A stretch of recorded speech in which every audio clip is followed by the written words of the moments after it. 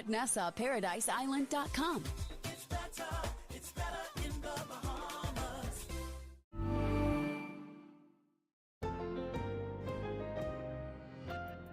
Hello and welcome to NewsHour from the BBC World Service, coming to you live from our studios in central London. I'm Julian Marshall. President Zelensky met Donald Trump today for the first time since the US president began unilateral negotiations with Russia earlier this month, and it didn't go well.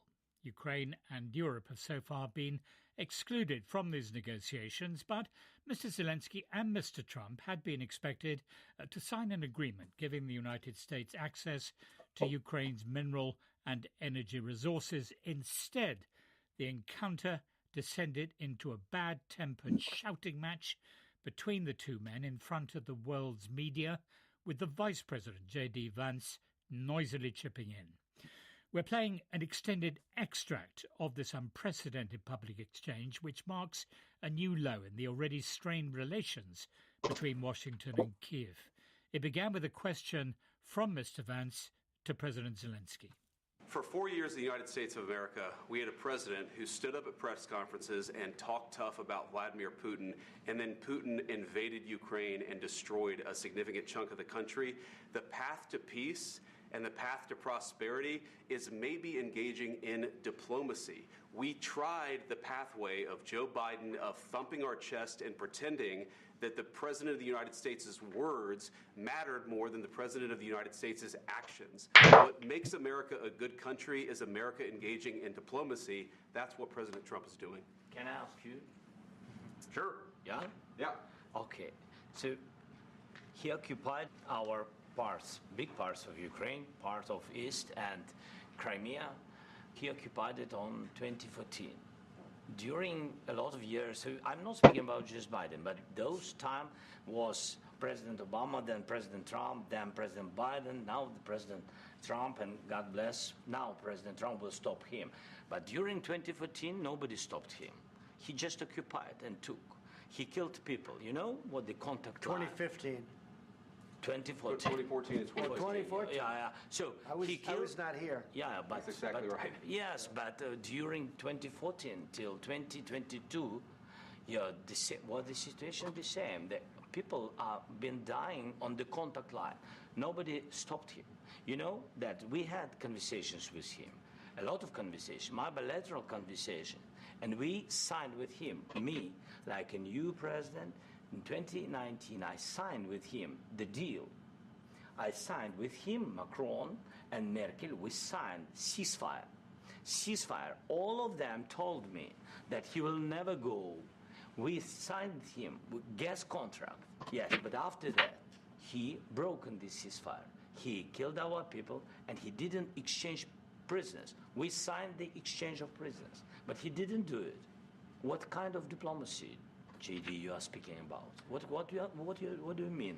I'm talking about the kind of diplomacy that's going to end the destruction of your country. Yes, but if you Mr. President, with respect, I think it's disrespectful for you to come into the Oval Office and try to litigate this in front of the American media. Right now, you guys are going around and forcing conscripts to the front lines because you have manpower problems. You should be thanking the president for trying to bring an end to this conflict. Have you ever been to Ukraine that you say what problems we have? I have been to. Count one. I've actually watched and seen the stories, and I know what happens is you bring them on a propaganda tour, Mr. President. Do you disagree that you've had problems bringing people into your military? We have problems. And do you think that it's respectful to come to the Oval Office of the United States of America and attack the administration that is trying to prevent the destruction of your country? A lot of questions. Let's start from the beginning. Sure. First of all, during the war, everybody has problems. Even you, but you have nice ocean and don't feel now, but you will feel it in the future.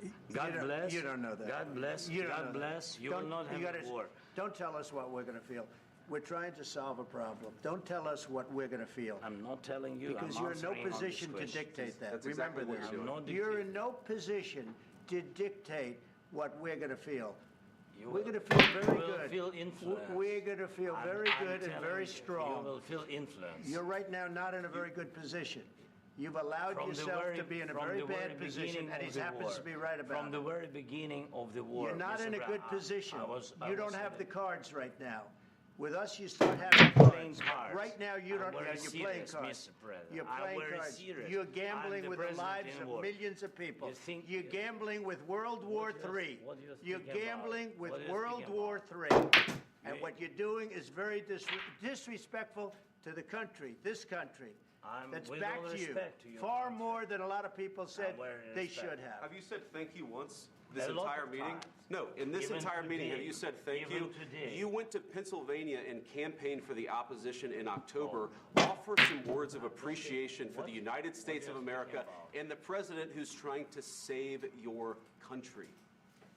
Please, you think that if you will speak very loudly about the war, He's not speaking loudly. He's not speaking loudly. Your country is in big trouble. Can I Wait a answer? minute. No. You've done a lot of talking. Your country is in big trouble. I know. You're not winning. You're not winning this. You have a damn good chance of coming out okay because of us. Mr. President, we are staying in our country, staying strong from the very beginning of the war. We've been alone, and we are thankful. I said thanks you haven't in been this alone. cabinet, you and haven't not been only alone. in this cabinet. We gave you, through this stupid president, $350 billion. You voted we gave for you your military equipment, and you men are brave, but they had to use our military. What about if you didn't have our military equipment, if you didn't have our military equipment, this war would have been over in 2 weeks. In 3 days, I heard it from Putin. In 3 days. This is something maybe new. Less. In 2 weeks. Of course he has. It's going to be a very hard thing to do business like this, I tell you. Well, some strong words there in that testy exchange involving President Trump, his vice president, and President Zelensky in the Oval Office at the White House only a few hours ago. And shortly after that exchange, Mr. Zelensky left the White House before a scheduled news conference, while the White House confirmed that the proposed mineral agreement had not, surprisingly, been signed.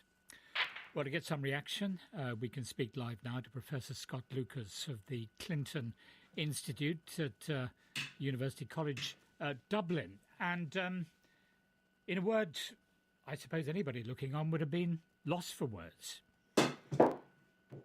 I wasn't lost for words, but I won't repeat them on air. Okay. Give me a broadcastable reaction then. Yeah, let me check the emotions and try to do this analytically. I mean, the first thing is, I felt like I was watching in real time the demise of the U.S. as an influential power in global affairs, sacrificing the Ukrainian people in the process. That any type of authority, political, diplomatic, certainly moral, was just being tossed aside by J.D. Vance and Donald Trump. I think as an analyst, I got to rewind, and I'm glad you played that full clip to in terms of exactly what had happened, in terms of why it may have happened. It's interesting to me that Zelensky, who of course is there trying to get a U.S. security guarantee, J.D. Vance jumps